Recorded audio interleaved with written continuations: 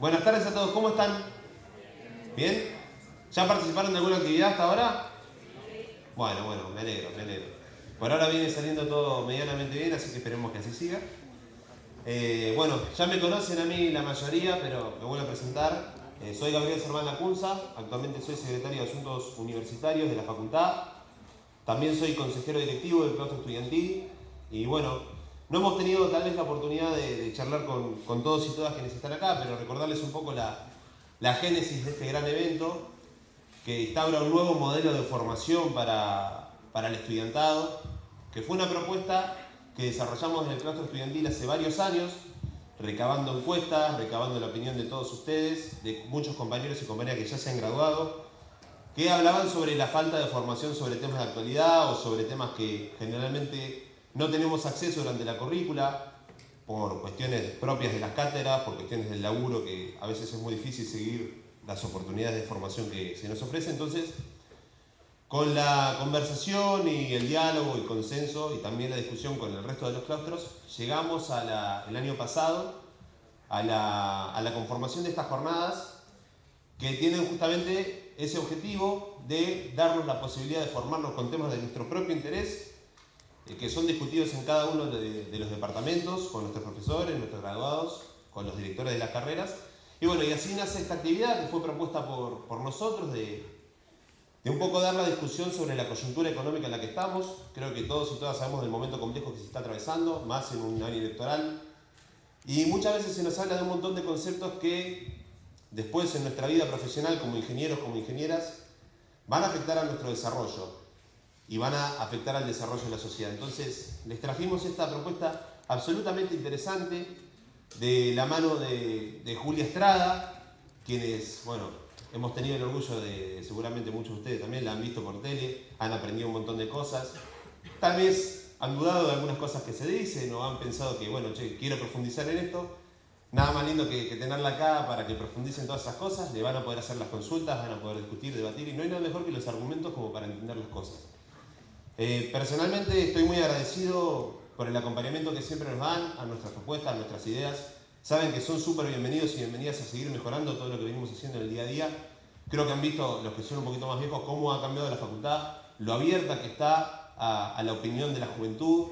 Eso es algo que creo que nos tiene que enorgullecer a todos y esperamos que estas jornadas sigan participando. Y por último, agradecerle a nuestro compañero Luis Rich, el decano de la facultad, quien le pide un aplauso y le pido que presente esta charla.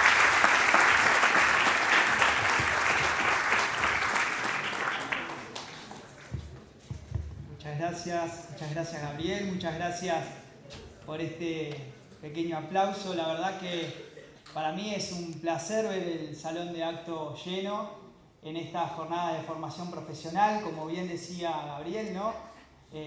Una propuesta que se fue gestando, que la fuimos conversando, debatiendo en el seno del Consejo Directivo y transformamos esa semana que estaba prevista previa a los exámenes finales en esta semana de formación o en estas 3 jornadas de formación muy intensas, muy interesantes.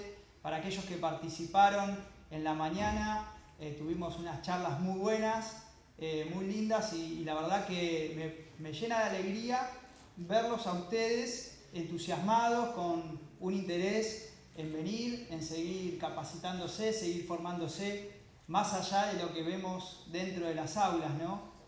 La verdad que eso entusiasma y motiva, que creo que es lo que tenemos que tener cada uno y cada una de ustedes. Sabemos que las carreras de ingeniería son bastante dificultosas, que requieren un esfuerzo, pero ese esfuerzo se puede sobrellevar mucho mejor si tenemos esa motivación, si tenemos ese impulso y esa pasión por estudiar la carrera que elegimos, que soñamos y que nos va a transformar nuestras propias vidas, pero que además las ingenierías, lo bueno que tiene es que transforman las realidades de las personas, transforman las realidades de las comunidades con sus posibles soluciones el día de mañana. Así que espero que las charlas como esta sean también motivacionales para ustedes, que les den un pequeño empujón para seguir avanzando en esta hermosa profesión que es la ingeniería. Como decía Gabriel, hoy tenemos el honor, el placer de recibirla a ella, a Julia Estrada. Julia es doctora en Desarrollo Económico, es la directora del Banco Nación de la República Argentina, es además directora del CEPA, que es el Centro de Políticas para el Desarrollo Económico de Argentina. Además es candidata a diputada nacional y hoy nos va a dar una excelente charla sin duda, que es los desafíos económicos de la Argentina que se viene. Debate sobre posibilidades y limitaciones sobre economía argentina. Esperemos poder disfrutar de esta charla, poder sacarnos todas nuestras dudas y bueno, y que les sea provechoso. Muchas gracias a todos por participar. Muchas gracias, Julia. Bienvenida a la UTN La Plata.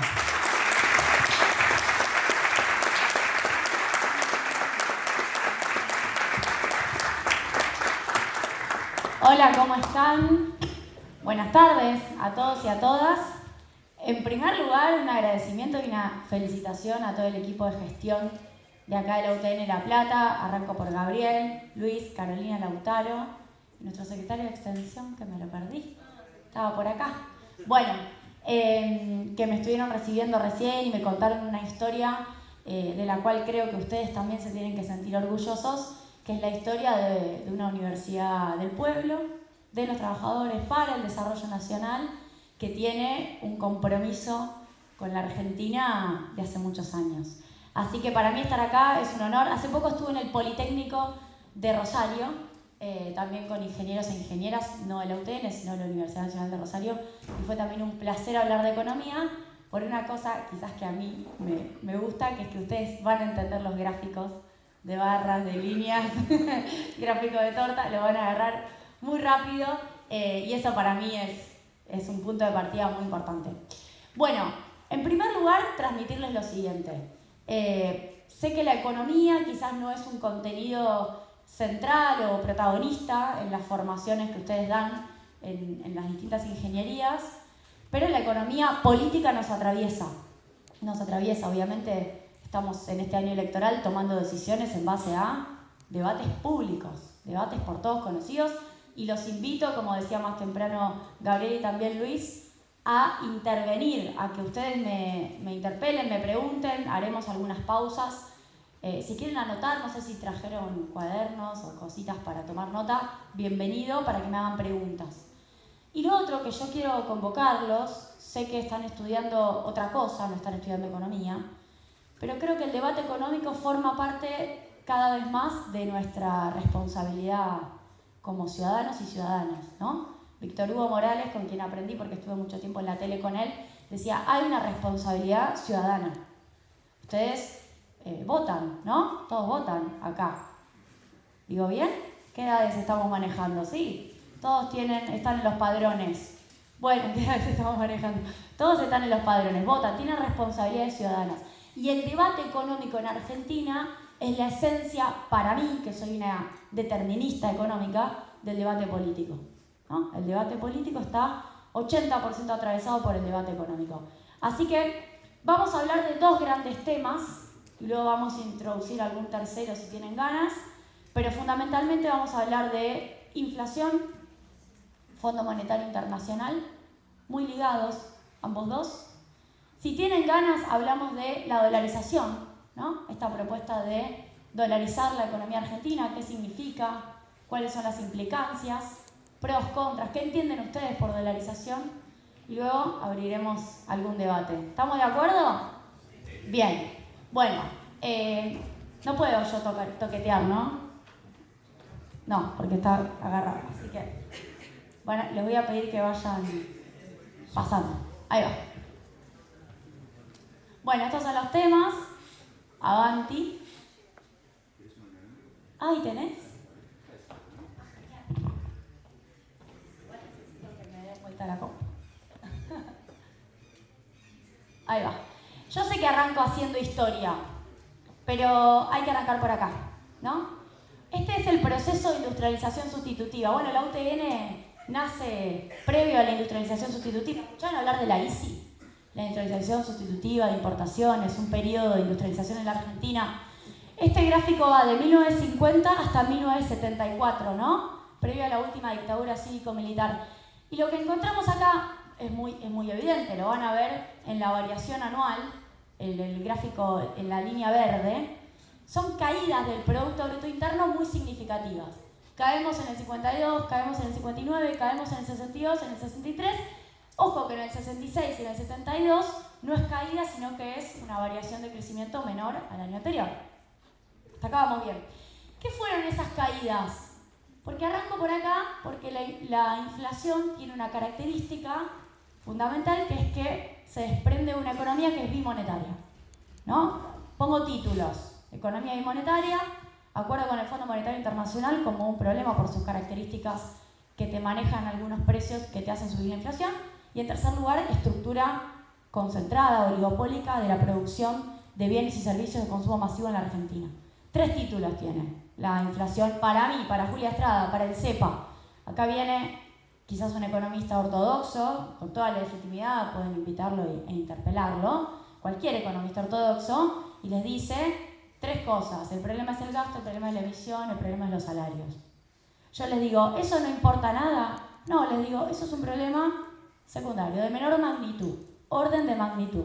Yo les digo, economía bimonetaria, acuerdo con el Fondo Monetario Internacional, estructura oligopólica. Vamos a entender la economía bimonetaria. En cada uno de estos momentos, ¿qué fue lo que se produjo? ¿Qué produjo la caída del Producto Bruto Interno? A ver si alguien se acuerda. Algo de historia, esto no necesariamente es economía. Hubo devaluaciones. En cada uno de estos momentos hubo bruscas devaluaciones. Las devaluaciones producen caídas del Producto Bruto Interno, fenómeno de stop and go. Hay muchos economistas, hubo muchos economistas que seguramente los habrán conocido, quienes quizás tienen más edad, la famosa escuela estructuralista. Marcelo Diamant, Oscar Brown, Olivera, economista de la UBA, de la escuela, Aldo Ferrer también fue estructuralista. Los estructuralistas que nacen con Prebisch, allá por 1949, son los economistas que miran los problemas de escasez en la estructura económica y asocian las variaciones de precios a la escasez de determinados bienes en la estructura económica. El principal bien que escasea, dice Marcelo Diamant, es el dólar. Como escasea el dólar en cada momento, pegás una devaluación para generar más dólares. Esa devaluación para generar más dólares, ¿cómo es que te lo genera? Y les quiero hacer esta pregunta porque si empezamos agarrando esto, después todo se entiende. Porque incrementa las exportaciones, dice el compañero. ¿Algún otro dice otra cosa? Porque había las importaciones. Porque hay las importaciones. Bueno, ahí ya tenemos las 2 bibliotecas. Perfecto. Mirada 1, mirada 2. Lo que dice Marcelo Diamant, y los recomiendo que lo lean porque debe ser de los más fáciles que escriben, es, ojo, nos venden que la devaluación genera más exportación y en realidad lo que hace es achicar el consumo. Y como nosotros estamos en una economía que no produce todo en Argentina, ustedes además estudian ingeniería, sabrán todo lo que nos falta hacer acá, que estoy segura que podemos, pero que nos falta. Por ende tenemos una economía que cada vez que crece tiene una relación de 3-1. Por cada 1 que crecen las exportaciones, por cada 1 que crece el PBI, crecen 3 las importaciones. Tenemos una economía que va a distintas velocidades, ¿no? Es como que gastamos más en dólares en la medida que vamos creciendo, 3-1 es la relación. Ahora, ¿qué dice Marcelo Diamant en relación a lo que decía el compañero? Las exportaciones dependen de nuestros socios comerciales. Brasil primero, China segundo, Estados Unidos tercero, India cuarto. Si nuestros socios comerciales no nos compran más, sea A, por mayor crecimiento de nuestros socios comerciales, sea B, porque logramos penetrar algún mercado, para algo existen las misiones comerciales, si no, devaluamos y listo, ¿para qué vamos a tratar de que los empresarios nos conozcan? Devaluemos, seamos más baratos. Tercero, si se quiere, por competitividad nuestra. Por 3 razones nos pueden comprar nuestros socios comerciales. La devaluación es cierto, parcialmente es cierto lo que dice el compañero, nos abarata, nos vuelve más interesantes, pero la pregunta es ¿por cuánto tiempo? Y si esa competitividad precio, porque es una competitividad por tipo de cambio, no es una competitividad porque el ventilador que fabrico es mejor, es una competitividad porque lo abaraté, pero la calidad sigue siendo la misma y el mercado no hizo un trabajo diplomático para que me conozcan. ¿Cuánto dura eso? Poco. Por ende, la devaluación es un aumento transitorio de un excedente de dólares hasta que te lo come la inflación, hasta que perdés la competitividad porque los precios van atrás. ¿Qué pasó acá? Ajustamos, generamos un colchón de dólares por caída del consumo, juntamos dólares, volvimos a crecer. Nos quedamos sin dólares, volvimos a ajustar. Volvimos a crecer, nos quedamos sin dólares, volvimos a ajustar. Y en la segunda parte, acá hay un economista con el cual yo me formé, que es Eduardo Basualdo, que él dice la industrialización sustitutiva tuvo dos momentos en la Argentina. En la segunda etapa, desde el 64 hasta el 74, las caídas fueron menos pronunciadas y nuestra matriz productiva se fue integrando cada vez más. Es contrafáctico pensarlo hoy porque luego vino el 76 y cortó el proceso, pero lo que planteaba es estas caídas fueron menos pronunciadas y vamos moderando los impactos negativos de la restricción externa. ¿Me siguen hasta acá? Bueno, esta era una Argentina que iba camino a querer resolverla. Yo creo que la inflación se resuelve por acá. Esta es mi mirada. Mientras no la resolvamos a la falta de dólares, la devaluación, si no tenés un plan mejor y si realmente te estrangula, te faltan dólares y tenés que, por ejemplo, pagarle al fondo. Acá el FMI no está, No está el fondo, no está BlackRock, no está JP Morgan, ninguno de esos actores están en esta etapa. Si te estrangula, posiblemente la devaluación sea un atajo. El 14 de agosto en Argentina hubo una devaluación del 22%, precisamente en un año de sequía, donde nos faltan 22.000 millones de dólares, donde no habría una alternativa más que lo que ya vieron, dólar soja 1, dólar maíz y alguna otra forma de recaudar dólares. No tenés otras maneras. La única que te queda es resistir, dándole los pocos dólares que tenés a la industria, que es la que yo creo, o achicar el tamaño de economía, que es la que cree el Fondo Monetario Internacional. Achicate, compra menos, gasta menos, y ahí vas a generar el saldo comercial. De hecho, el Fondo Monetario sigue diciendo que hay que devaluar más. Bueno, hasta acá me siguen. Entonces, ¿por qué arranco por inflación y les explico la falta de dólares? ¿Qué tiene que ver, me dirán? ¿Qué tiene que ver una cosa con la otra? Bueno, esto provocó una relación entre tipo de cambio y precios muy estrecha en Argentina. La relación dólar-precios se configuró como una relación muy fuerte. Si vos estás con una economía que permanentemente devalúa, en el sentido común de cualquiera, tener dólares puede ser una buena alternativa. Pero no somos nosotros el problema. En el sentido común de cualquier grupo empresarial que tiene una estructura de formación de activos externos, si vos tenés una economía que se devalúa, tal vez tener los dólares te puede venir bien. Y avancemos una más, porque luego cambia el ciclo. Y acá lo que vemos, esto no es PBI, esto ya es otra cosa. Vemos la deuda externa desde 1975, que prácticamente estaba en cero. Técnicamente eran unos 7.000 millones de dólares en 1975. Isabel Martínez de Perón deja un país con poquita deuda, ¿no? 7.000 millones más o menos. Llega a, acá no se ve, al final de la dictadura, llega a 45, más o menos, un poco más, 47. Estos son los 80, en donde precisamente Alfonsín, con Bernardo Grispun, fundamentalmente intentó renegociar, fracasó, apareció su ruin. Si alguno está leyendo una temporada en el Quinto Piso, que lo recomiendo, van a ver que Alfonsín dio una pelea, no pudo, le hicieron un golpe de mercado, porque dejó de pagar la deuda. Vino Menem y dijo, esto lo arreglo, como dicen los milenios, hold my beer, esto lo arreglo yo. Vendió las empresas del Estado. Inició un proceso de endeudamiento todavía peor. Y ahí tenemos la deuda de los 90. Llegamos a 149.000 millones de dólares, ven el 149 ahí. Y ustedes se preguntarán qué es lo rojo abajo. Bueno, la formación de activos externos, la fuga, que llega también al 2001 a 111. La fuga, ustedes saben, es un flujo, ¿no? La deuda también. Pero en realidad la deuda está calculado el stock hasta el 2001 y la fuga, que es un flujo permanente, se lo considero estoqueado hasta el 75 hasta 2001. Da casi, no te digo 1 a 1, pero da muy cerca. En los 90 esta relación es casi 1 a 1. Y ustedes me dirán, ¿por qué estamos hablando de esto para hablar de inflación? Bueno, porque en ese periodo cada momento de falta de dólares también se resolvió con devaluaciones.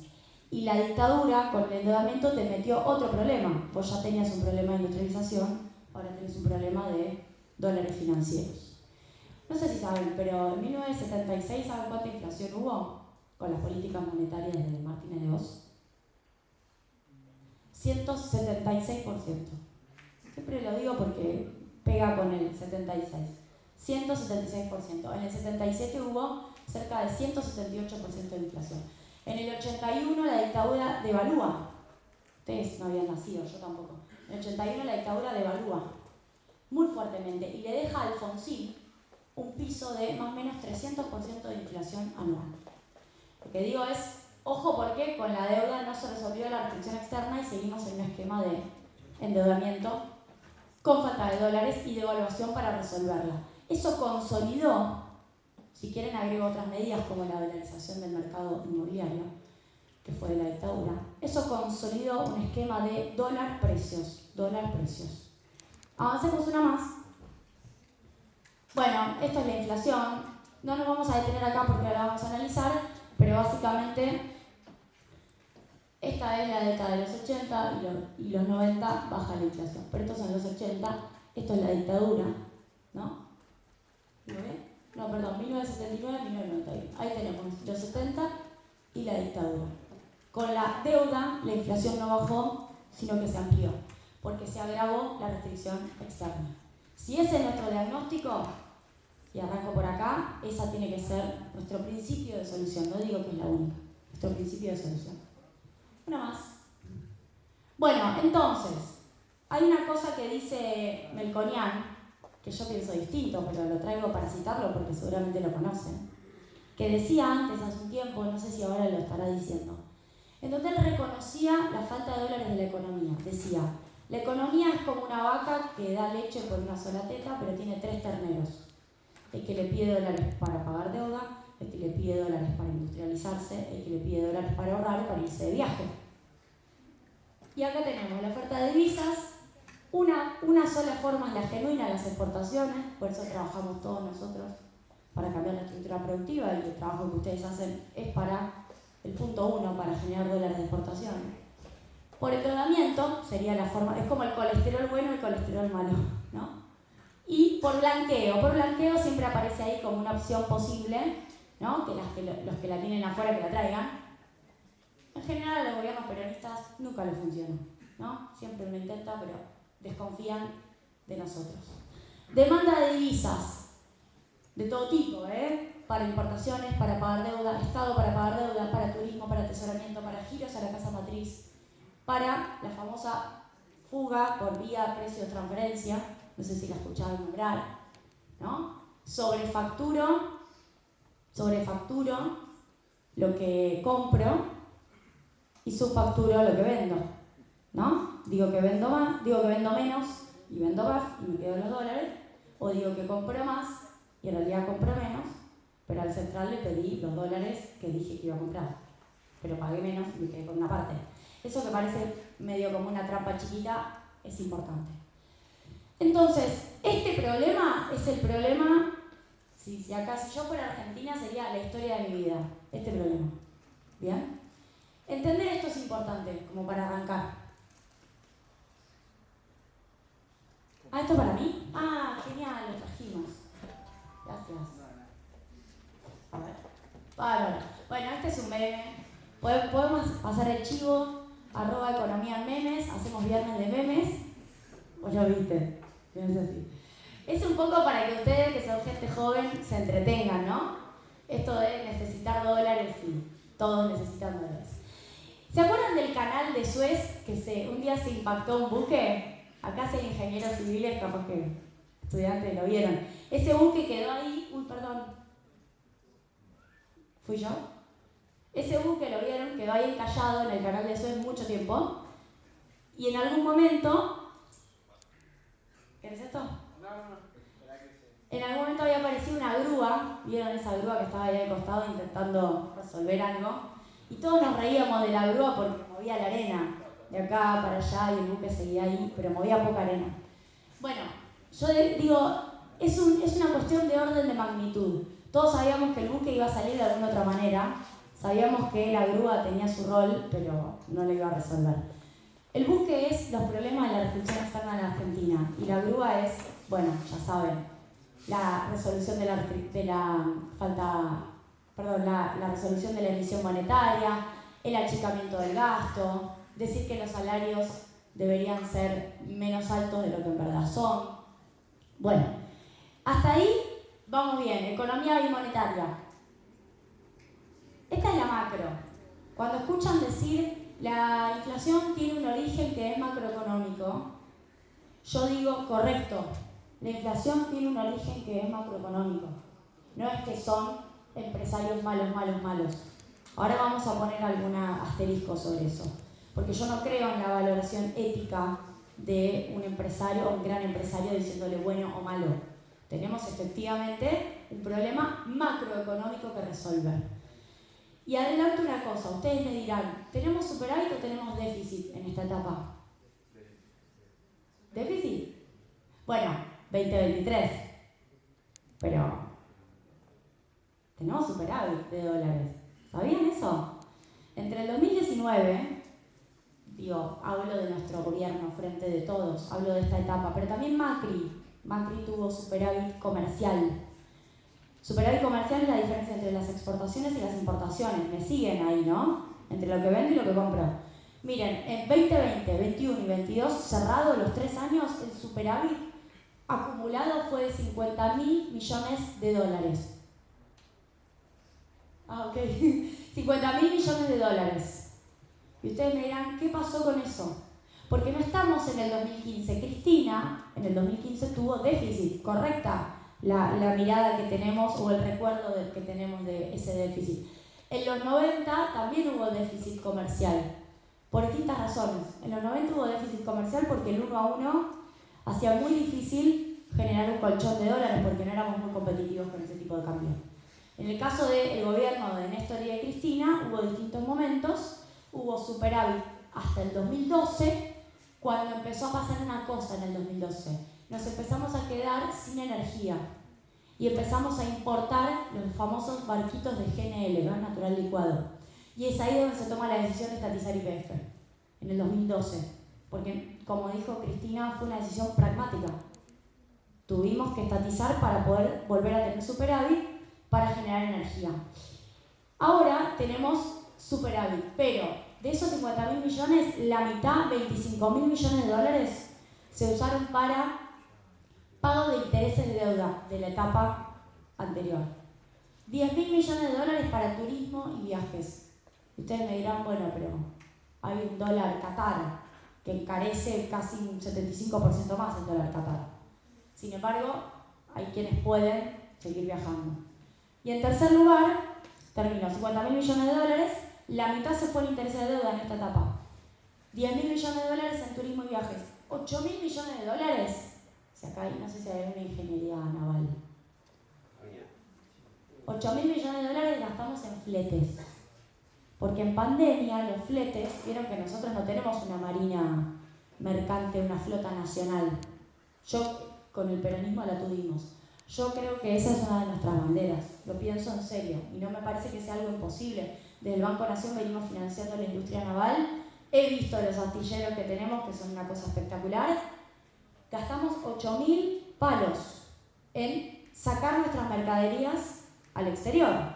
Ojo, podríamos ahorrar muchos dólares, no solo invirtiendo en la industria, sino invirtiendo en transporte. Se lo dejo para ustedes. Entonces, este era humildemente el meme para mostrar. Segunda razón de la inflación, el acuerdo con el fondo. La primera es estructural, La primera de la economía monetaria es una razón estructural. Esta es coyuntural. Si no nos sacamos de encima el fondo rápido, va a ser estructural. Acá se van a aburrir, pero yo creo que como gente que le gustan los números, me van a prestar atención. Con el FMI tenemos 10 revisiones. 4 en 2022, 4 en 2023, 12 en 2024. Antes de mirar el cuadro, quiero que alguno me cuente cómo fue que negociamos devolverle la plata al fondo, los 45.000 millones de Macri. ¿Cómo negociamos en 2022 esa devolución? Bueno, perfecto, pero digo, ¿cómo fue el arreglo? ¿Cómo se lo devolvemos? Muy bien, ¿cómo es tu nombre? Lucas. Muy bien, Lucas.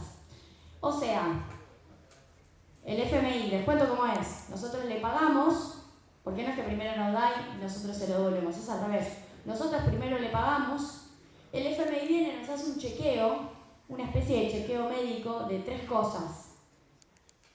Dólares, pesos de emisión monetaria y pesos de déficit fiscal. Acá van a haber 5. déficit fiscal acumulado, techo de deuda flotante, la famosa patear pagos, devengar pero no pagar, atraso de deuda externa, que es pagarle al fondo, RIM, reservas internacionales netas y emisión monetaria acumulada. Pero básicamente son 3. Y si está ok, nos devuelve la plata, como dice Lucas. Por ende, es una especie de te pago, me devolves. Te pago, me devolves. Así unas 10 veces. Primera conclusión. ¿De dónde sale la plata para pagar los 45.000 millones? Del fondo. ¿Qué pasa a partir del 2024? Que entre el 2024 y el 2034 el acuerdo sigue. ¿Qué pasa a partir del año que viene? Hay que pagarlo. Esto es algo no menor, porque yo creo que de cara al pueblo creo que debimos haberlo explicado. Bueno, yo lo dije en todos lados, ¿no? Porque nosotros tenemos que entender lo que significa. Para una economía que tiene que generar dólares, tenemos que generar 45.000 millones, obviamente entre el 2024 y el 2034, para pagarle al fondo. ¿Me siguen hasta acá? Segunda conclusión. ¿Qué pasa si incumplimos? Ahí van a ver, la quinta revisión es la de marzo. Ya les dije, fueron 4 en 2022, por ende 2023 tiene la quinta en marzo, la sexta en junio, la séptima viene ahora en septiembre y la octava es diciembre. La novena en marzo del año que viene, la décima es junio del año que viene. Junio del año que viene ya está. Bueno, ¿qué pasa con esto? Incumplimos pesos, incumplimos reservas internacionales netas por la sequía, ¿no? La sequía nos sacó la posibilidad de acumular, teníamos que acumular 7.777 millones de dólares por encima del inicio del acuerdo que arrancó en marzo del 22, teníamos que acumular 7.000 más. Se incumplió por 1.800 millones, o sea, no cumplimos esto y estábamos 1.800 millones abajo por la sequía. Y acá directamente, la de meta junio, teníamos que acumular 9.000 millones, incumplimos totalmente. ¿Qué pasa cuando incumplís en el acuerdo actual? ¿Cómo? No te reintegran el dinero. Antes hay otra instancia, que es una instancia, ¿escucharon la palabra waiver? ¿No? Los diarios lo ponen todos los días.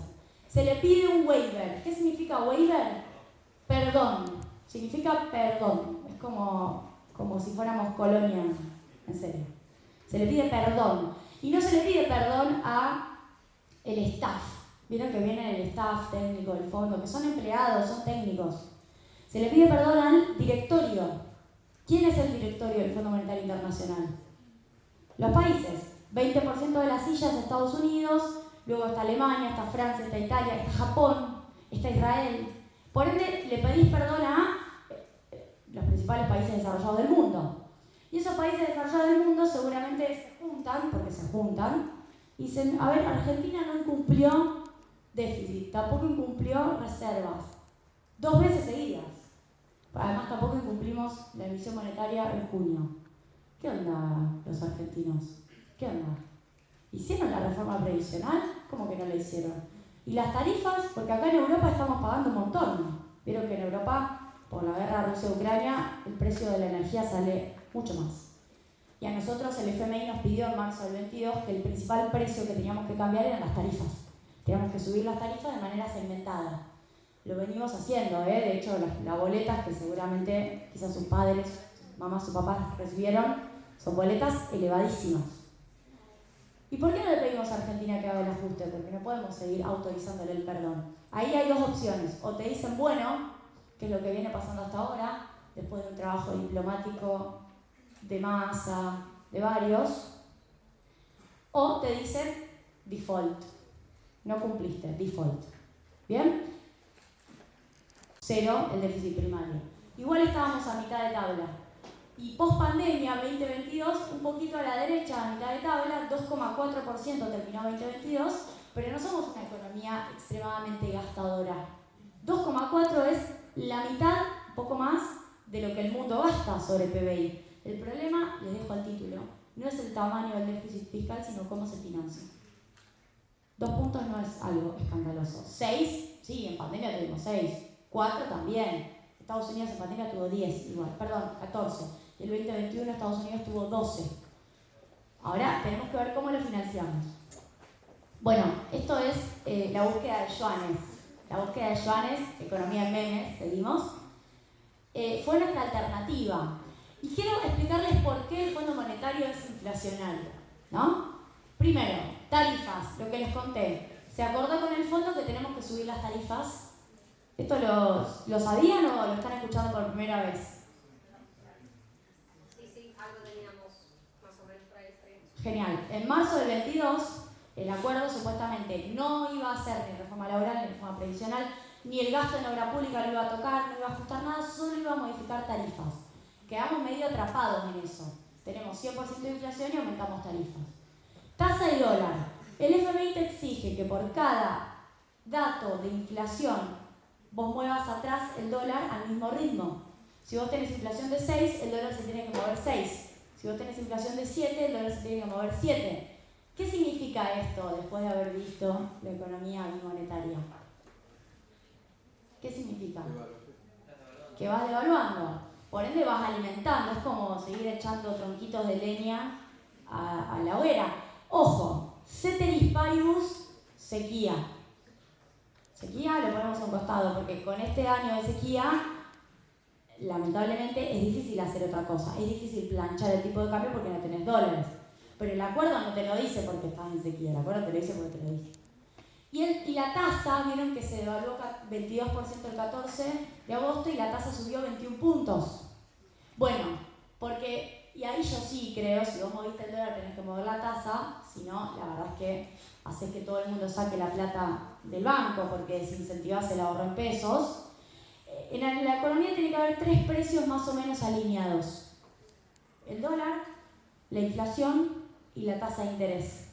Si alguno se te desordena, te empiezan a pasar esas cosas. O la gente hace timba con el banco, o la gente al revés, saca la plata del banco y la pone en plazo fijo, y todo eso desincentiva la producción. Tenés que tratar de ordenarlo para que la gente diga, no, pará, no sé si quiero andar jugando entre el dólar y la tasa. Dólar y tasa todo el día, no, ¿por qué no la pongo a producir? Bueno, demoras y corridas. Una cosa que pasó hace un tiempo.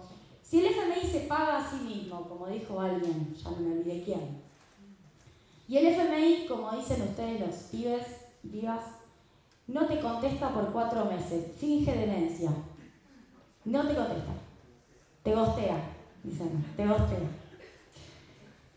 A ver, alguno habrá gosteado, estoy segura.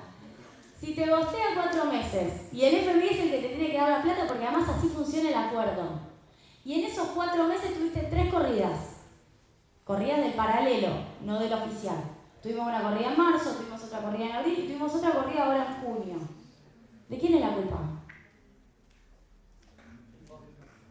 Y es medio sospechoso, ¿no? Porque además no van a escuchar de mí que el dólar paralelo no genera inflación.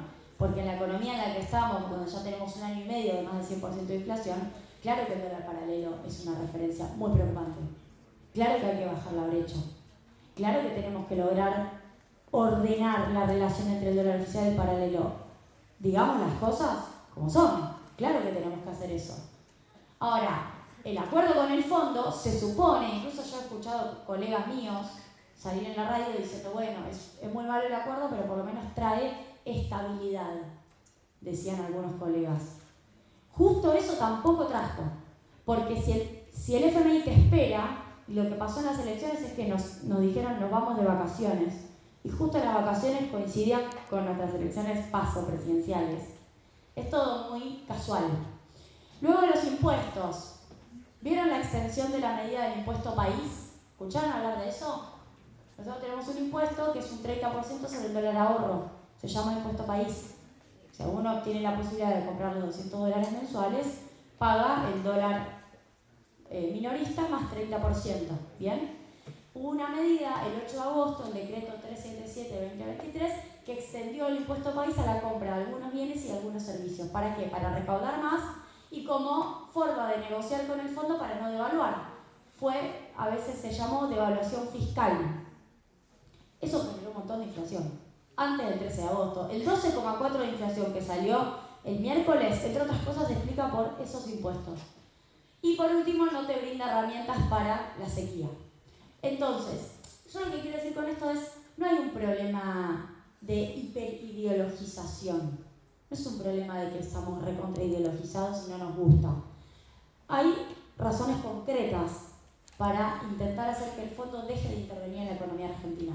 Si yo mañana soy ministra de Economía o si le toca a alguno de ustedes manejar algún botón de la botonera de Argentina, en este contexto van a llegar a algún puesto nacional, si tienen ese privilegio, y se van a dar cuenta que, el botón del dólar medio que no lo manejás vos, porque el FMI te dice devaluar. El botón del dólar paralelo, dificilísimo controlar la brecha. El botón de los precios de tarifa, tampoco, porque lo tenés acordado por el fondo. El botón de la tasa de interés, tampoco, porque ese también depende del acuerdo con el fondo.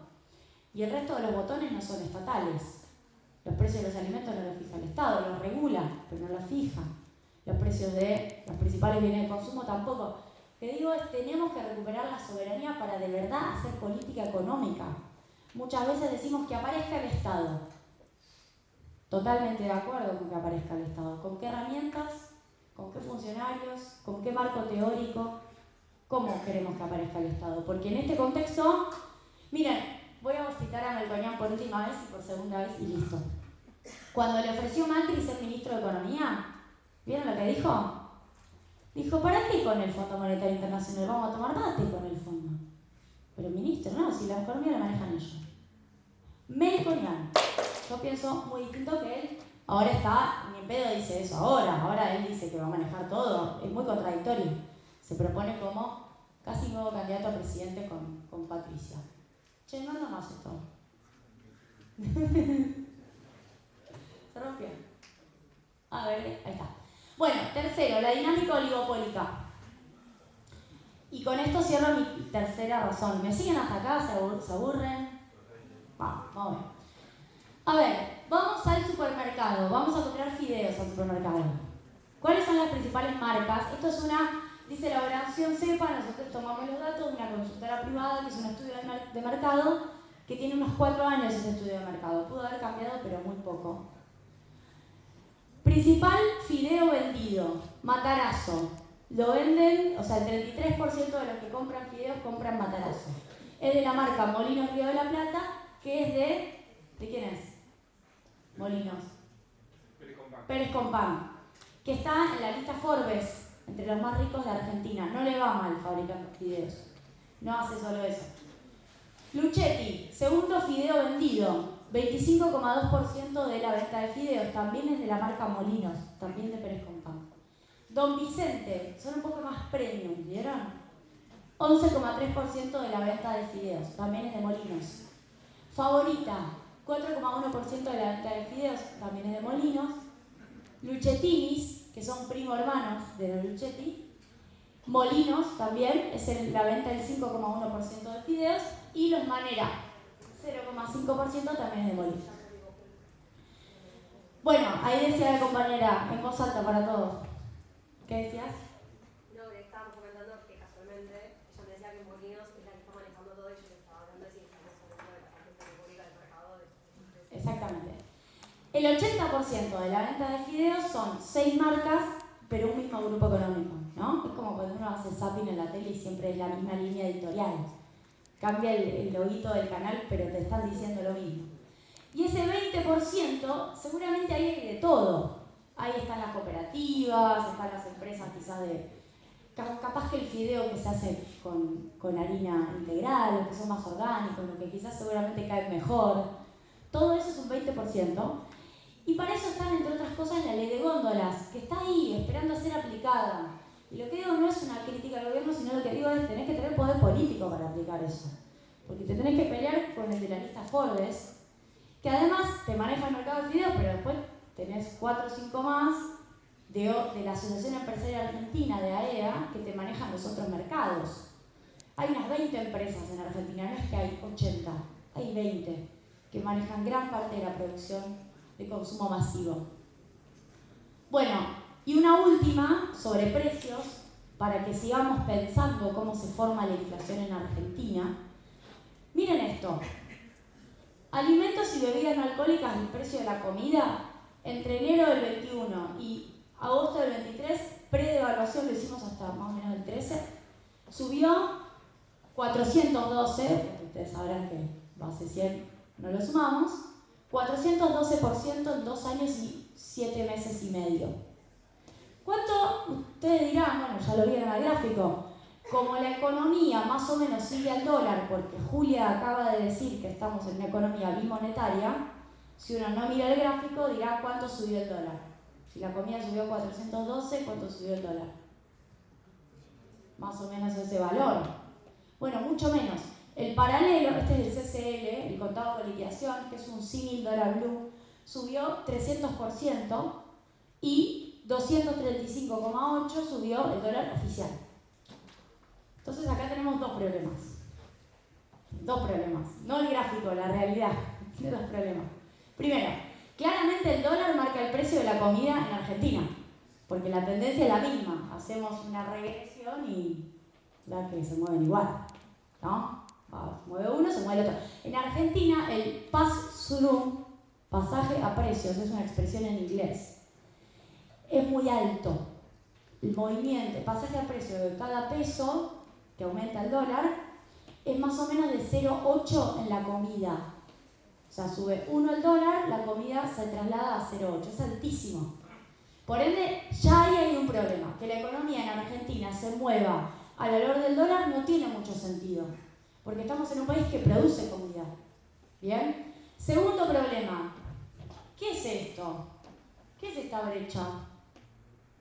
¿Cómo se explica? Porque la macro no es. Sí, podríamos pensar en los precios de la energía, que la verdad que justo en el 2021 los precios de la energía se atrasaron. Puedo pensar en algo, pero es más bien decisiones empresariales de aumento de precio. Entonces lo que digo es, no es solo la macro. Es la macro, en el medio de esa macro tenés muy sucia la toma de decisiones porque tenés a un actor que apareció, que no sos vos, que te maneja los botones de la macro, y tenés también un comportamiento empresarial, sobre todo en la comida, que te impide más o menos anclar el precio de la comida a un precio. ¿Me siguen hasta acá? Bueno, esta es mi mirada, ¿no? Y acá también un poco les vuelvo la pelota para que piensen, para que luego me hagan preguntas. El debate argentino hoy es si esto es así o si esto no es así. Y como decía un profesor mío, cuando mi mamá es médica de hecho y me dice lo mismo, cuando vos tenés un diagnóstico preciso, la solución va a ser más o menos precisa. Si tenés un diagnóstico equivocado, la vas a chocar toda. Nosotros tenemos, los argentinos, que encontrarle la vuelta al diagnóstico de la inflación. Para mí es esto, y es obvio, y hay evidencia empírica por todos lados. Ahora, tenemos una parte importante del mundo de la economía. Ustedes no estudian economía, pero si estudiaran quizás en alguna universidad tradicional, en la UBA, en la Universidad Nacional de Rosario, acá en la Universidad Nacional de La Plata, la mayoría, no la totalidad, la mayoría piensa que esto no es así. ¿Pero eso es transferencia de recursos? Eso es transferencia de recursos, claro que sí.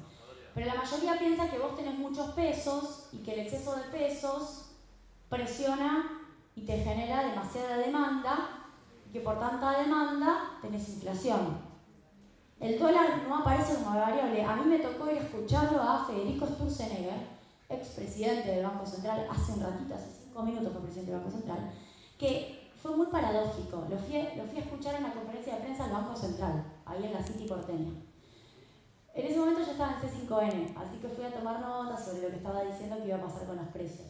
El tipo estaba en medio de una corrida, habían estallado las famosas LEVAC y el dólar estaba a 17, ese día el dólar ya estaba a 21 y en 2 minutos el dólar llegó hasta la 30. Y el tipo diciendo, el dólar no tiene nada que ver con la inflación.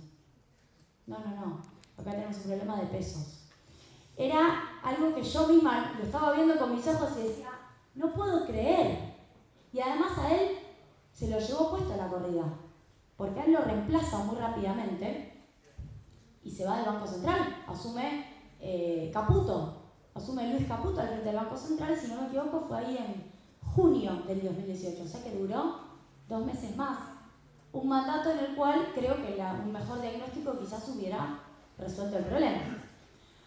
Bueno, Osvaldo Laporte siempre tiene la posta. Para los grandes empresarios y para la macro argentina, que el dólar suba un peso es una necesidad de subir los precios. Bueno, y luego tenemos lo que ocurrió ahora, la devaluación del 22%. El Fondo Monetario Internacional publica el 14 de agosto un comunicado que dice: valoramos las acciones de políticas recientes de las autoridades y el compromiso de salvaguardar la estabilidad. El ¿vieron cuando dejan los dedos marcados? Bueno, sí, fui, en realidad dijo sí, fui yo. Como una manera de decir, yo manejo la economía. Fui yo. Y no tiene ningún problema en que alguien le diga, ¿vos querés devaluar? Sí, yo quiero devaluar. Bueno, el FMI pidiendo devaluar 100% y nosotros con una inflación de 100, ¿no? Bueno, hasta acá vamos bien. ¿Qué hizo Massa? Y acá quiero traer un poco de medidas velozmente. Dijo 4 días para la estabilidad financiera, 4 días para la estabilidad de precios. Hubo algunos acuerdos de precios con medicamentos, con supermercados. Se fijaron un tope de 5% por 90 días. Bueno, todo muy complejo. La inflación fue de 12,4 igual. Y las principales medidas de transferencia de ingresos, que las voy a mencionar rápido porque la información es tanta que quiero que se conozca. Altos ingresos, se elimina la cuarta categoría del impuesto a la ganancia. Mañana en diputados se discute eso y vamos a ver si quienes dicen que hay que bajar impuestos en Argentina votan a favor de bajar los impuestos, este impuesto, porque ahora medio que no están tan convencidos. Los trabajadores registrados entre 400.000 y 700.000 pesos, hoy empieza a funcionar la devolución de IVA con tarjeta de débito y con billetera. Tiene que ser con saldo en cuenta o con tarjeta de débito, pero con la billetera en la cual cobren sus saberes y su jubilación. Entra también monotributistas, entra plan potencial. Créditos ANSES, congelamiento 4 prepaga, registrados de hasta 400.000 pesos, es decir, un poquito menos de ingreso. Bono de 30.000 pesos, 30.000 y 30.000. También devolución de IVA, créditos ANSES. Monotributistas, les aplica la devolución de IVA, exhibición de pago componente impositivo, créditos del 60%.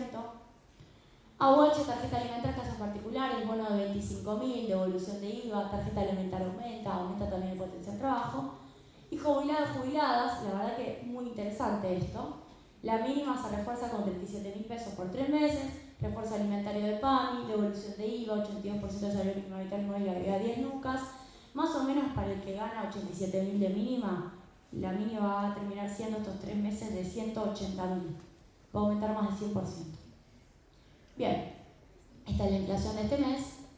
Y por último, para cerrar el capítulo inflacionario, yo quiero que vean y pensemos juntos las razones de la inflación de 100%. Acá tenemos de diciembre del 19, ¿no? Gobierno frente de todos, hasta agosto del 23. Ven claramente 2 momentos, ¿no? ¿Ven 2 momentos? ¿Se ve de lejos 2 momentos? Un momento en donde el promedio era 3% mensual, 3,1%, y un momento en donde el promedio es de 6,8% mensual, ¿no? ¿Y qué pasó? A ver, esto es un régimen inflacionario del 50%. Concepto de régimen inflacionario es un concepto económico muy importante. El régimen inflacionario es la velocidad al cual va la inflación. Una cosa es un régimen de 50, donde la inflación va a 3, y otra cosa es un régimen de 100, donde la inflación va casi a 7. El salto de un régimen a otro se puede dar por distintas razones. En Argentina se dio por una principal. ¿Qué pasó en marzo del 22? Todavía sequía no había. Acuerdo con el FMI, sí, pero eso pasó después. ¿Qué pasó, mejor dicho, en febrero del 22? ¿Qué hizo aumentar la inflación? Algo en el mundo. La pandemia fue antes, la guerra. Muy bien, la guerra Rusia-Ucrania hizo subir el precio de los commodities. Fíjense este salto, de acá a acá. Ya febrero estaba bastante contaminado, de acá a acá. Ese fue un salto de régimen inflacionario. ¿Significa que le estamos echando la culpa afuera? No, nosotros teníamos un régimen de 50 y sobre eso tampoco se hizo tanto. ¿Qué pasó con el 7,4? Que fue otro momento muy alto de suba de inflación. Julio del 22. ¿Qué pasó? Renuncia a Guzmán. Se va el ministro de Economía, pero no es eso en particular, sino que suben los dólares paralelos altísimo. Sube el blue. Acá, yo ya les digo, entre esto y esto se consolidó el 100. Difícil retroceder. Y después viene Massa, hace un esfuerzo muy grande para bajar la inflación. Si ustedes se fijan, ¿dónde estamos? Acá baja fuertemente. Y luego tenemos una escalada muy alta, que ahí sí, ¿qué es? La sequía. Enero, la inflación 6, febrero 6,7, Marzo 9,78, abril 8,6. Una escalada que no para. La logramos bajar un poquito y nos encontramos con la devaluación del fondo, nos fuimos a 12,3. El peor dato de los últimos 30 años de la hiper. Ahora, el régimen inflacionario de 100 tiene una explicación. Fundamentalmente, precio internacional, brecha con el dólar y después falta de dólares, que es la sequía. Si uno mira, no lo traje acá, iba en el auto y lo iba a agregar y no llegué. La emisión monetaria en términos reales contra inflación es la misma, porque como la inflación es tan alta, en términos reales no aumentás mucho la cantidad de billetes. No es esa la explicación, es esto que les digo, la falta de dólares. Y en el presupuesto que se empieza a discutir ahora, la inflación del año que viene va a ser 69,5 y ojalá podamos bajarla por lo menos a 69,5, lo cual significaría bajar de un régimen al otro. Buscar hacer lo que pasó hace un año y medio, que es que subimos de 50 a 100, ahora estamos en 135, vamos a terminar el año, 135,7, y vamos a terminar con un dólar de 3,65, para el año que viene vamos a tener 69,5 según el presupuesto y vamos a terminar con un dólar de 607. Por ende, el presupuesto no prevé una gran devaluación, sino que es un movimiento de 365 a 607, hay un movimiento de 66%. El dólar va muy alineado al movimiento de la inflación, un poquito más atrás, un poquito de atraso cambiario. Bueno, y para cerrar esta parte, porque ustedes me dirán, bueno, ya tenemos inflación, yo quiero traerles una discusión importante en relación a cómo financiamos la economía argentina.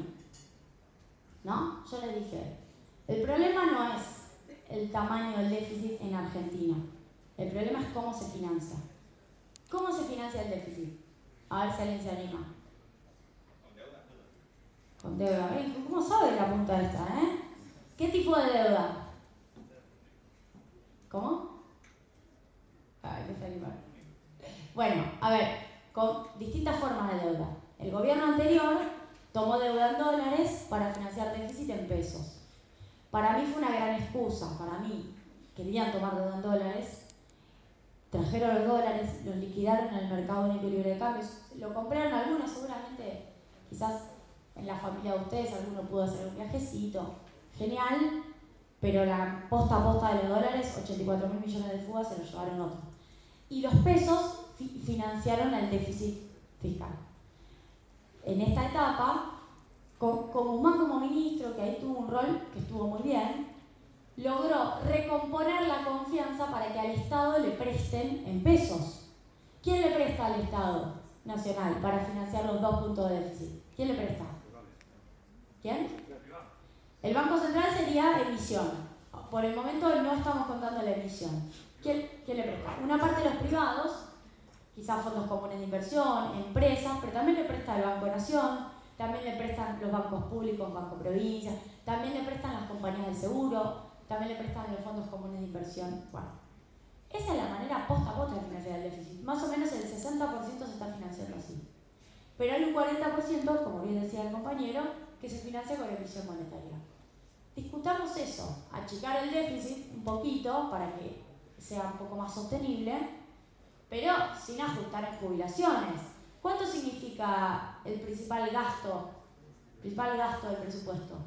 45% son jubilaciones, 10% son subsidios a la energía, 6% es educación, ciencia y tecnología 1,7% y lo queremos aumentar. ¿A ustedes les parece que con el discurso de bajamos las tasas municipales van a realmente reducir el déficit? ¿O con el discurso del gasto de la política, que es menos del 1% del gasto, van a reducir de verdad el déficit? Claramente no. Discutamos en serio, a calzón quitado, cómo vamos a bajar el déficit si es que lo queremos bajar. Yo propongo, no se entiende nada de esto, pero hay una separata en el presupuesto, si alguno tiene ganas vaya a leerla, que la introdujo Massa por pedido de Cristina, que es, miren todos estos beneficios tributarios, que son básicamente cosas que el Estado Nacional decide no cobrar. ¿Vieron? Vos tenés 2 maneras de darle algo a alguien. O no se lo cobras, o se lo cobras y se lo devolves. En este caso no se lo cobran. Son exenciones, exhibiciones. Acá hay un montón, voy a leer un par. Bueno, ya saben, el impuesto a las ganancias del Poder Judicial y diplomáticos es una discusión en Argentina. Ahora además van a empezar a pagar solamente los que más ganan y ahí está el Poder Judicial. Estaría bueno rediscutir eso. También, no se lee ahí, los inmuebles rurales no pagan bienes personales. El impuesto a la riqueza más importante de la Argentina, el que tiene tierras, el que es terrateniente, no paga. Porque estaba en el impuesto a la ganancia mínima presunta, que se eliminó, que de bienes personales sin eso. Bueno, ganancias de fundaciones tampoco pagan. Hay alícuotas reducidas, ahora que se está discutiendo que ustedes van a tener una devolución de IVA, si son monotributistas, por ejemplo. Hay alícuotas que algunas empresas pagan 10,5, no 21. También la salud paga 10,5. Si ahora vamos a tener un esquema más efectivo, en donde se la vamos a devolver al que realmente quiero ayudar, ¿por qué le bajo el impuesto al que quizás no quiero ayudar? Porque las bajas de impuestos son para que bajen los precios. Pero si los precios no bajan, propongo que paguen todo lo mismo el 21 y devolvamos al que queremos ayudar. Bueno, impuestos sobre los bienes personales, hay exenciones sobre los depósitos en entidades financieras, ¿no? El que tiene un plazo fijo está exento de pagar bienes personales a fin de año, de una manera de no especular. ¿Me siguen hasta acá de qué estoy hablando? Estoy hablando de cosas que se pueden arreglar. ¿Cuánta guita es todo esto? La lista es muy larga. Según el presupuesto, esto es más o menos 2,34% del PBI. El déficit es eso. No es por eso el déficit, pero digo, es equivalente al valor del déficit fiscal en Argentina. No digo que haya que eliminar todo, pero tal vez puedes ajustar algunas cosas. Los gastos de eliminación de impuestos a las ganancias a la cuarta categoría y los gastos de el IVA son 1 punto del PBI. Una parte lo puedes financiar con esto. Bueno, preguntas. ¿Vamos bien hasta acá? No sé qué hora es. 5:10. Bueno, ¿hasta cuándo tenemos? ¿Estamos? Aprovechen para preguntar ahora. Para el bloque de inflación, Fondo Monetario, aprovechen para preguntar. Bueno, ¿alguien quiere hablar de dolarización? ¿Sí o no? Ahora todos. El tema del barril de petróleo. Sí. Cuando eso aumenta la inflación. A eso no. Bueno, eso está muy bien lo que comentás. El precio internacional del petróleo es uno de los precios que suele guiar el precio de la nafta en Argentina, pero acá en Argentina YPF es la fijadora del precio de la nafta, suelen seguir atrás de YPF, y hay una distancia entre el Brent, el precio Brent, y el precio del barril criollo local importante, porque YPF va fijando un precio más bajo, pero en general se mueve al ritmo del barril del petróleo, sí, es otra razón. ¿Alguna pregunta más? ¿Cómo se articula? O sea, hoy hablaste si el acuerdo con el FMI había sido bueno o malo.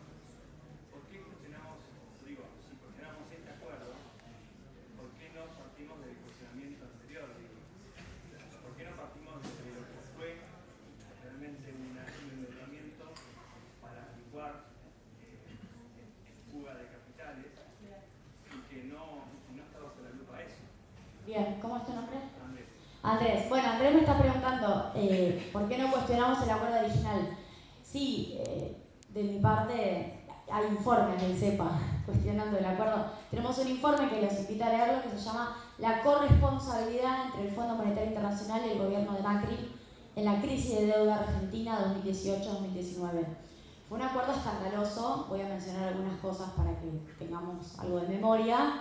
Nos prestaron el 1400% de nuestra cuota, nos tenían que haber dado el valor de nuestra cuota, nos dieron 1400% más. Se llamó Acuerdo de Acceso Excepcional y eso fue porque Argentina supuestamente se iba a comprometer a entrar al mercado de capital y teníamos una serie de necesidades como una crisis de balanza de pagos que nos hicieron que nos den más guita. Gran parte de la guita se la dieron al gobierno anterior. Cuando asume este nuevo gobierno solamente le quedaba pagar. El calendario debió haber sido más equilibrado. Los desembolsos debían haber estado entre uno y otro gobierno, pero mayormente estuvieron en el primero y el segundo tuvo que pagar. Hubo una cosa muy increíble. Si ustedes van al banco, no sé si alguna vez pidió algún préstamo, los préstamos personales tienen una relación cuota-ingreso. normado por el central. ¿Cuál es esa relación? Más o menos, ¿alguien sabe? Sí, el 30. En algún momento con los UBA se fijó un 25, que ni siquiera cumplieron. El 30. Pero acá el Banco Central observa que eso ocurra, porque si no mañana los bancos prestan lo que quieren y tenemos una crisis de endeudamiento, ¿no? La chocamos toda. En la crisis de Estados Unidos, en la crisis de las hipotecas, hubo una alianza medio espuria entre los bancos y las calificadoras de crédito, hay un montón de documentales, en donde hicieron la vista gorda, dijeron, che, le prestamos, sí, dale, total, y tuvieron una crisis de deuda. Si vos no observás eso, tenés una crisis de deuda. El FMI le dijo a la Argentina que tenía que devolver, con Macri, 45.000 millones en 3 años. Por ejemplo, un año, el 2022, había que devolver 21.000 millones. ¿Saben cuál fue el superávit comercial del 2021? ¿Alguien tiene idea? Más o menos 12. Y nosotros teníamos que devolver 21. No pasa un examen de riesgo crediticio del Banco Nación. Lo agarra un oficial de cuenta del Banco Nación, de acá de la sucursal de Plata, y le dice, esto no lo puedes prestar. No hay que ser economista, hay que saber un poquito de norma bancaria, ¿no? Bueno, eso ocurrió. Por eso lo que dice es efectivamente así. Nos prestaron algo que no podíamos devolver. Vean los videos de la Auditoría General de la Nación. Tienen unos videos espectaculares, la AGN, que es el organismo que ustedes dirán, ¿y esto nadie lo revisa? Sí. Desde la Constitución de 1994, Argentina tiene la AGN, que tiene como rol controlar si las actuaciones son correctas. Che, ¿vos qué hiciste? ¿Vos Banco Central no revisaste esto? ¿Vos Ministerio de Economía no revisaste esto? Bueno, sí, la AGN hizo un informe que dice no revisaron nada. El control de constitucionalidad de la ley de administración financiera, que es la ley que dice preguntarle al Banco Central si lo que vos estás haciendo lo vas a poder garpar, no se hizo. Por eso es un escándalo por donde se mire. Yo creo que, bueno, ya es mi mirada política, debimos haberlo cuestionado. Yo estaba a favor.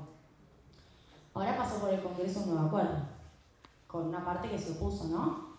Pero está claro que había condiciones, no solo porque el acuerdo fue escandaloso, además una parte importante de la plata se fugó, más o menos el FMI nos prestó, en total Macri tomó 100.000 millones de dólares de deuda y se fugaron 84.000 millones de dólares, 8,4 dólares de cada 10 se fueron, sino que además tuvimos la pandemia, tuvimos la guerra, pudimos haber agarrado alguna oportunidad, tuvimos varios corners para meter el gol, pero bueno, desaprovechamos el corner.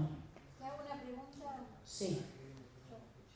¿Y qué se hizo al respecto? Porque a todos nos parece escandaloso, a todos nos da mucha bronca eso. ¿Y qué se hizo? Porque siguen saliendo por la televisión como si totalmente impunes. Entonces cualquiera puede, le estás dando el mensaje que cualquiera puede ir, robar, total, después no te van a decir nada. ¿Qué se hizo al respecto? Nada. Eso es lo que nos da más bronca. No tanto que se lo hayan llevado, sino que se lo llevaron y que ahora, y hace 1 año o 2 años, no se hizo nada al respecto. Yo creo que en estas elecciones, para tratar de pensar qué tenemos que hacer, ¿no? Nosotros tenemos un compromiso muy claro, los que entendemos que esto es un problema de soberanía. No es un problema de me gusta más, me gusta menos, seguramente alguno estará muy descontento con lo que pasó y con la gestión incluso del gobierno. Me parece que lo que nosotros tenemos que hacer en este marco es juntar poder y discutir con el fondo desde otro lugar. Porque el Fondo Monetario Internacional no es un organismo que tenga una especie de organismo judicial, una especie de corte que diga está bien o está mal, porque el fondo, como dije antes, son los países, ¿no? Es Biden, es el presidente de Francia, es el presidente de Italia, el Lula, digo, el fondo es, bueno, haber entrado a los BRICS empieza a ser una estrategia política, no solo para tener mercados, sino para poder, ¿viste?, pertrecharnos un poco más para ir a la guerra. Yo soy de las que piensa que en esta oportunidad, ganando las elecciones, yo soy de Unión por la Patria, ya saben, no vine a pedirles el voto, vine a decirles qué es lo que pienso. tenemos que comprometernos a salir del Fondo Monetario Internacional. No hay otro camino más que salir del fondo y tener soberanía, entre otras cosas para construir industria naval, barcos, porque el FMI no te mira qué haces con los dólares tampoco. Si lo fugaste y cumpliste el artículo 4 de ellos, tampoco es que ellos hacen mucho escándalo. Escribieron una auditoría interna, que la pueden ir a ver, la publicaron en diciembre del 21, que dice, bueno, convengamos que el acuerdo no salió muy bien, pero fue todo culpa de Macri. O sea, el FMI encima le echó la culpa a Macri. Increíble, ahí tenemos. Sí, con respecto a los BRICS, ¿hay alguna novedad? Porque, o sea, yo me acuerdo de BRICSA y de ese pedido Lula y eso, pero después no puedo encontrar nada. Bueno, el ingreso se formalizó. Una política, estuve con Julián Domínguez el sábado en Chacabuco, yo no lo sabía, es una política de Estado el ingreso a los BRICS desde el gobierno de Néstor, porque todos recordamos a Cristina que lo planteaba. Es una política de Estado. Una cosa es ir a China, ¿no? Y que te reciban, ir a Brasil, ser amigo de Lula. Y otra cosa es ser parte de un bloque de países que está planteando un mundo con otro eje, ¿no? Y con un eje basado en el desarrollo del conocimiento, en lo industrial, con un eje en donde nosotros podemos pivotear mejor y donde están nuestros propios socios comerciales, nuestros principales. Estados Unidos es el tercero, tenemos que seguir conversando con Estados Unidos, no hay que casarse con uno o con otro, hay que ser inteligentes, la multipolaridad es lo que viene. Bueno, si les parece, hacemos un repaso sobre dolarización y cerramos. Esto nos va a llevar unos 10 minutos, 15 minutos. ¿Qué es la dolarización? ¿Alguien se anima a contarlo? ¿Qué significa? ¿Cómo se dolariza un país? ¿Qué hay que hacer? Ahí ya, qué politizado, diría Mirta Legrand. Muy politizado. ¿Qué es la dolarización? Cambiar los pesos por dólares, perfecto. Por ende, ¿qué es lo que tenés que hacer para dolarizar? ¿Cómo? Tener dólares, perfecto, tener dólares. Bien. Y ustedes me dirán, ¿ustedes vieron? Fue acá en La Plata, no, fue en Luján, el de los pibes, ¿no? Bullrich cree que los va a ver a todos, pero una parte son contables, no es que entras y los ves en el banco. ¿Cuántos hay billetes físicos? Este es un dato al 31 de julio, va variando todos los días, está en el Excel del Series X del Banco Central, se lo bajan, pueden ver base monetaria, pueden ver LELIX, Notalix y pases. Bueno, ¿cuánto es la base monetaria, los billetes? 6,4 billones, millones de millones, ¿bien? ¿Cuánto es qué son las LELIX primero? ¿Qué son las LELIX? ¿Cómo? Un instrumento de deuda, perfecto. ¿Y qué hay detrás de la LELIC? La plata de los plazos fijos. Gran parte si alguno tiene plazo fijo, padre, madre, familia, tiene el banco esa guita que la tiene ahí guardada. El Banco de Nación mayormente le presta a las pymes, quiero hacer un poco de propaganda, pero otros bancos, en gran medida, agarran esa plata de los plazos fijos y se dan vuelta y dicen, ¿dónde me conviene? A, B o C, LELIC, títulos del tesoro o le presto a la pyme. Y las LELIC están rindiendo 118. Los títulos del tesoro no están tan mal, están rindiendo más o menos 0, o sea, inflación. Pero las LELIC tienen liquidez a un día. Y los títulos del tesoro, 6 meses, un año. Tercer lugar, prestarle una pyme. Nosotros le estamos prestando al 97%. Subsidiada la tasa al 59%. Pero con el 97% no ganás como con la LELIC, que gana 118. Por ende, A, B, C, prefiero A. La gran mayoría agarra los plazos fijos, se da vuelta y lo pone en A, LELIC.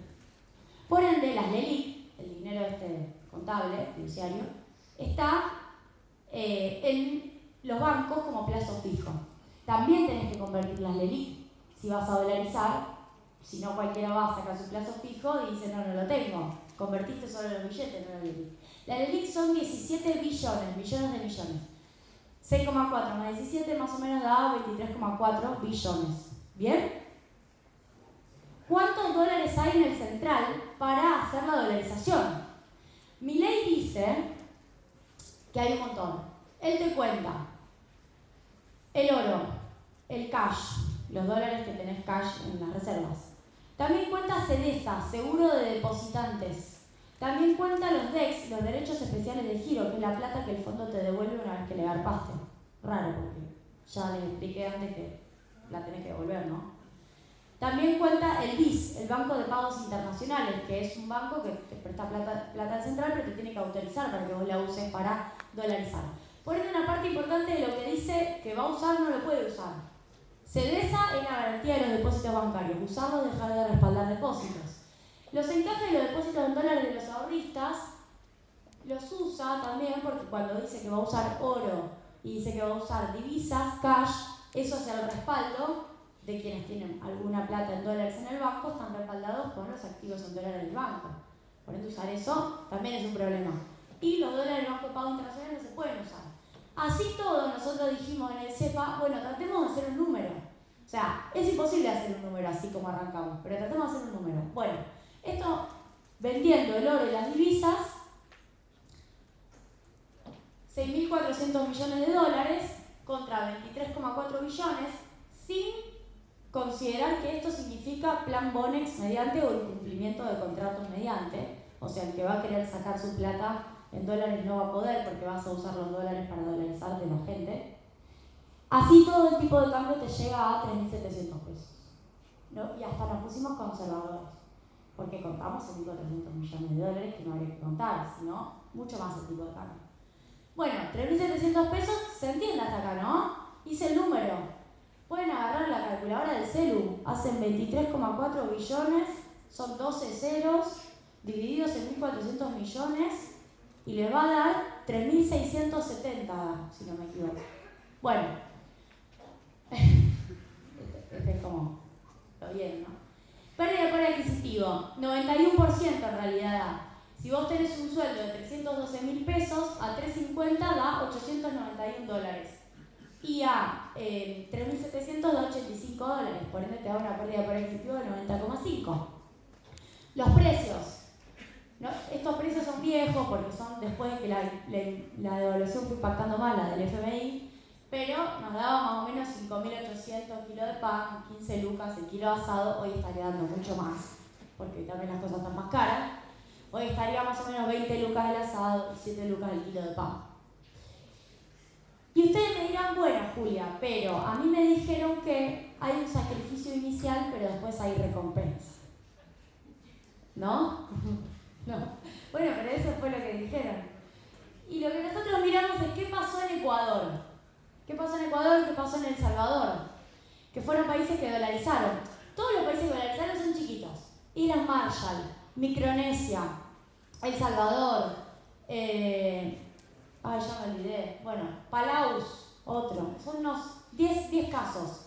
El único país mediano que dolarizó es Ecuador, el que más se parece a la Argentina. Miren la línea verde, yo sé que este gráfico no es muy ameno, ¿no? La línea verde cae hasta el año 2000 en Ecuador que dolariza, o sea, en Ecuador perdieron casi la mitad de su salario real en las corridas. Tuvieron una economía muy crítica en los 80 y los 90, como toda América Latina saliendo de las dictaduras.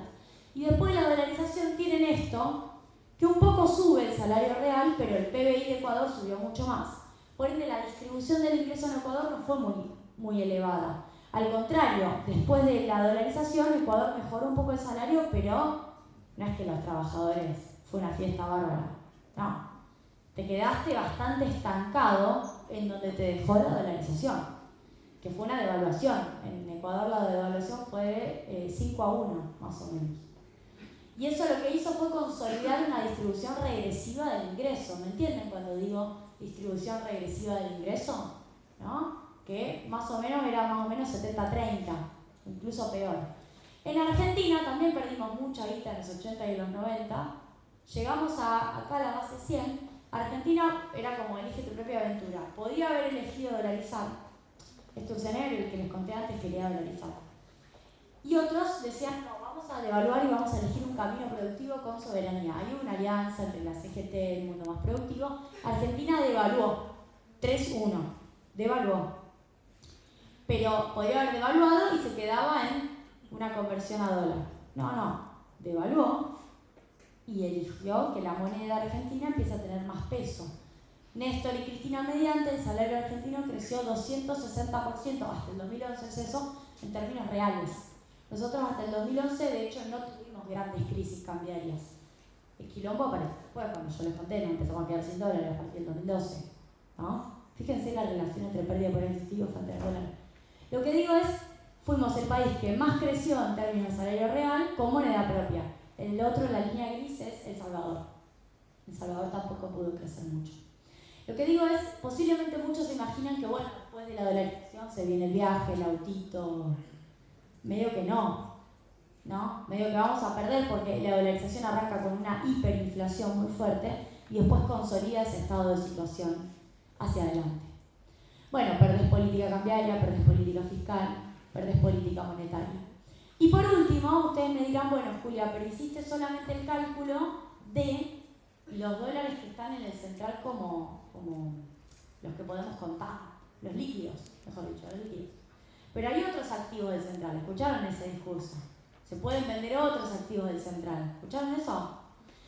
Y el mentor de esa idea también los invito a que lean, porque si todos ustedes además toman decisiones políticas este año, lean a Emilio Ocampo, que es el economista que pensó la dolarización para Argentina. Tiene un artículo que se llama La dolarización es viable, el Banco Central no, en donde dice, ¿cómo voy a hacer para conseguir más dólares? Porque todos saben, acá nadie engaña a nadie, que no te alcanzan los dólares del central para dolarizar.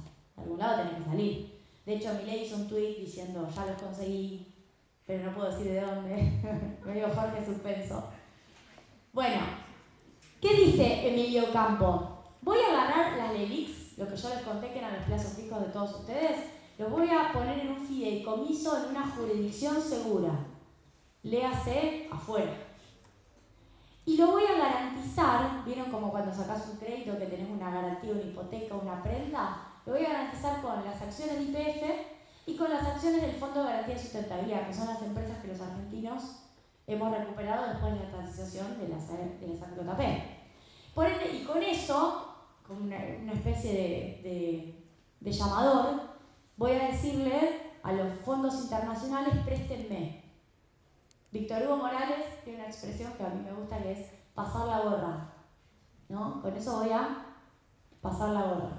El único plan que tiene. Obvio, si no la devuelvo se quedan con YPF, si no la devuelvo se quedan con el FGS.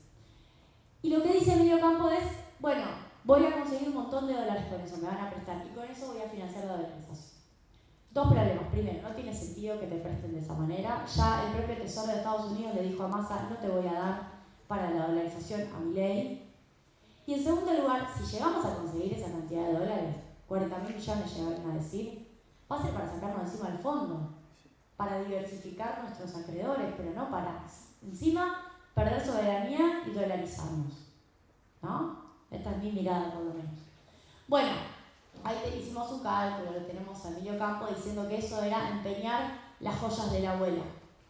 Por último, para cerrar, porque ustedes me dirán, ¿y qué hacemos? Decía, ¿cómo era tu nombre? ¿Yo? Sí, Claudia me decía, bueno, y ahora, a ver, ahora pensemos qué país queremos. Yo creo que también en este proceso electoral en el cual estamos todos atravesados hay dos registros de discusión. Por un lado, para mí, estamos discutiendo a 3 centímetros del piso, porque es una discusión muy mediocre, que claro que la tenemos que ir a dar, pero es muy mediocre, de ¿queremos o no queremos educación pública? Casi como si tuviéramos que votar, si volvemos para atrás de 1880, la ley 420 o no. ¿Queremos o no queremos tener industria? ¿Queremos o no queremos ser un país con satélites en el espacio? Medio que tenemos que decidir eso, a 3 centímetros del piso. Pero después hay discusiones más interesantes, que no las tenemos que abandonar. Acá todos ustedes seguramente tienen curiosidades, ganas, sueños, son más jóvenes que yo, tienen el país por delante, la vida por delante. Pensemos qué queremos, qué país queremos. Nosotros decimos, no hay manera si no cancelás al fondo, ahí arrancás, juntando dólares posiblemente con el punto 2, que es una administración efectiva. Las otras dos propuestas que están en campaña son dolarizar o semidolarizar, porque la de Melconian es semidolarizar. En los dos casos se levanta el cepo. Ahora están diciendo que más tarde, pero lo levantan. Por ende, gran parte de la administración efectiva de dólares te la regalo. Los dólares de vaca muerta no los vamos a juntar nosotros, yo digo para nosotros los dólares de vaca muerta. Si vamos a hacer extractivismo, que sea para salir del extractivismo, para hacer otras cosas, no para seguir siendo un país extractivista. Reforma tributaria progresiva, por eso les dije lo de la separata, creo que tenemos que discutir tributariamente algunas cosas. La devolución de IVA para mí está buena, para empezar a pensar un poquito a quién le devuelvo. Recuperar la moneda y la estabilidad.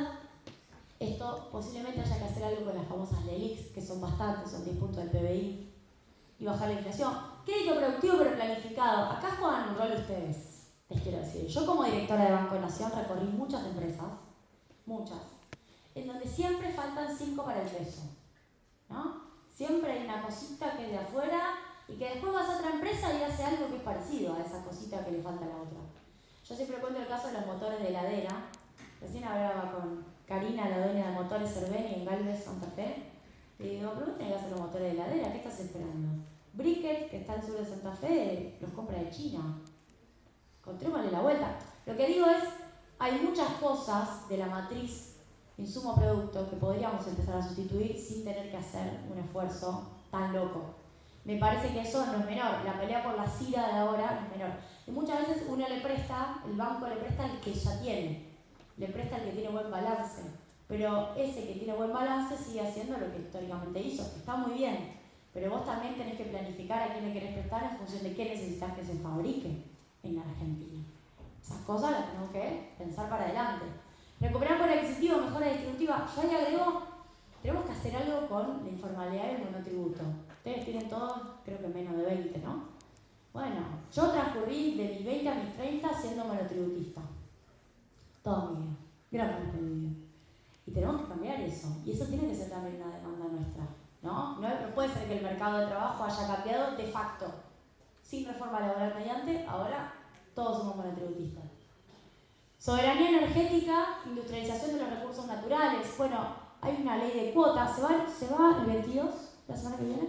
Se anuncia Unilib, acá, en La Plata. Empezamos a ponerle primera al tema del litio.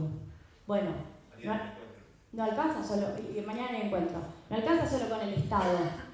Si van a aparecer los privados, que no sea solo para llevarse el carbonato de litio, que sea para hacer el FP, celda, batería. Bueno, ustedes van a estudiar mucho más que yo este tema. Y soberanía energética incluye de todo, porque además necesitamos más capacidad de transporte, necesitamos más gasoductos, no nos alcanza con lo que tenemos. Se está planificando de YPF el gasoducto Vaca Muerta Sur.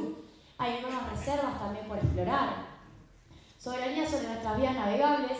Yo creo que esa es una materia fundamental, no solo en términos geopolíticos, sino que no podemos no controlar lo que entra y sale por nuestras vías navegables y tenemos que tener control de la infraestructura de eso también, de los puertos, además.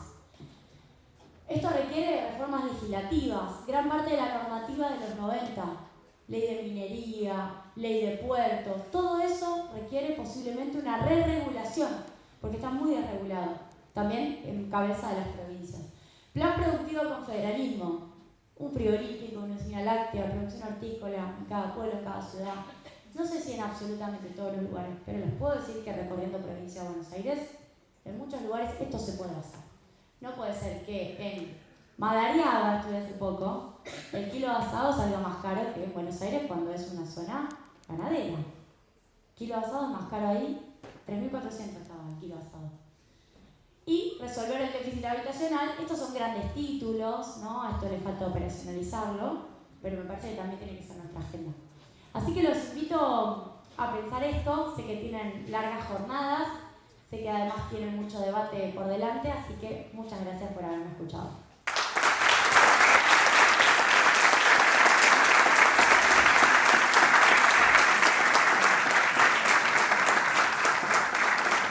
Bueno, antes de que se vayan, le vamos a dar, bueno, en principio, no sé, me parece que hay alguno que se quedó con alguna ganas de hacer alguna pregunta, particularmente el último tema que fue, creo que el más polémico. ¿Vos? Sí. Julia, te escuché en alguna entrevista decir que vienen algunas posibilidades, porque si no nos quedamos con todo lo malo y estamos con siempre de que la juventud no se vaya del país. Entonces también quizá hablar un chiquitín de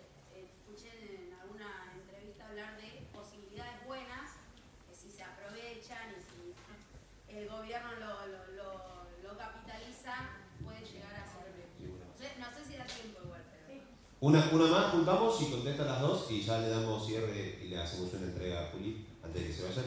¿Una más? ¿Alguno que se anime? Bueno, cerramos con eso. Sí, dale. ¿Cómo haría para bajar el precio de la comida, de la carne? Ah, bueno. Muy buena pregunta. Bueno, arranco por la tuya. ¿Cómo es tu nombre? Julián. De nuevo, diagnóstico preciso, solución. Para bajar el precio de la comida tenemos que A. Juntar dólares, acumularlos en el Banco Central y hacer que el precio del dólar deje de moverse todo el tiempo. 2. Tener una política con los formadores de precios. Y acá la tiro, como voy a tirar la piedra y voy a esconder la mano. Yo no sé si solamente nos alcanza solo con regular. Creo que somos un Estado que tiene que fortalecerse. Y no solo la regulación, sino tal vez tenemos que participar en algún esquema de producción, exportación de alimentos. Lo tenemos que decidir, tiene que ser un consenso, porque si no vamos a seguir en estas discusiones toda la vida. Me parece que al Estado no le da de repente el cuero para enfrentarse con actores que son mucho más grandes que él. Tal vez hay que agrandarse un poquito. Y sobre la compañera, ¿cómo era tu nombre? Belén. Para mí Argentina es un país que nosotros que somos, soy más grande que ustedes, pero generacionalmente somos de la misma, hacia la zona, pero digo, me parece que si no nos ponemos nosotros al frente de los desafíos que tenemos, no vamos a poder tener un país para todos, vamos a tener un país para algunos y otra parte se va a ir. Entonces, creo que Argentina tiene muchos recursos, las demandas ambientales sé que para nosotros son un problema porque sí queremos tener un mundo en donde podamos vivir. Y cuando digo queremos salir del extractivismo, digo saquemos los recursos de vaca muerta, saquemos el litio, saquemos los minerales, ahora dejemos de ser solamente extractivistas. Y el desafío sobre el salto para la industrialización y la generación de ciencia y tecnología es un desafío que nos toca a nosotros. Defender la nueva ley de ciencia y tecnología que está proponiendo, el otro día hablaba con Diego Hurtado, una cuota de financiamiento de ciencia y tecnología, que las empresas estén obligadas a hacer ciencia y técnica en Argentina, porque vieron que los laboratorios siempre afuera. Digo, a comprometerse con esa agenda, no la van a resolver por nosotros, nunca pasó así. Generacionalmente deberíamos nosotros hacernos cargo de una agenda de desarrollo. Si no, ya sabemos, terminamos en otro país. Gracias. Bueno, invitamos a Caro Reni, nuestra directora de extensión y organizadora junto a Lautaro Siriguini, fundamentalmente del evento, a hacer una entrega por la participación a Juli. Un aplauso para Juli, para toda la organización también.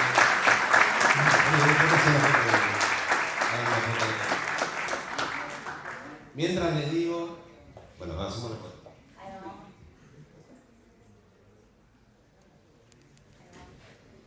Mientras le damos la salida a Juli, les comentamos, bueno, primero agradecerte, Juli, en nombre de la organización. Es para nosotros realmente un orgullo que una persona tan formada, independientemente del pensamiento que tenga cada uno de acá y que tuvo la oportunidad también de expresar y de preguntar y demás, decirte, para mí es un orgullo tener una candidata a diputada nacional en nuestra casa. Esta es la UTN, la ex Universidad Obrera Nacional. Tenemos esa esencia.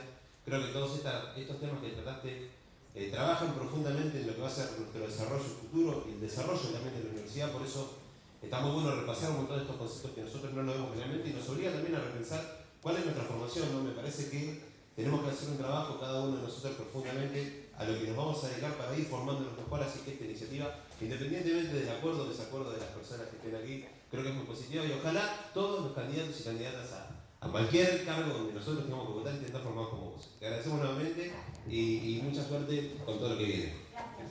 Ahora quiero pasar un chivo, pero digo, es optativo. Nosotros tenemos una diplomatura que no compite con las carreras, si están recibidos mejor, de economía política, es virtual, en la UBA y en la Universidad Nacional de Rosario, 8 meses, que no es, porque a veces esta charla, este encuentro son 2 horitas, se quedan con muchas ganas, pero tampoco es que van a hacer la carrera de licenciatura en economía.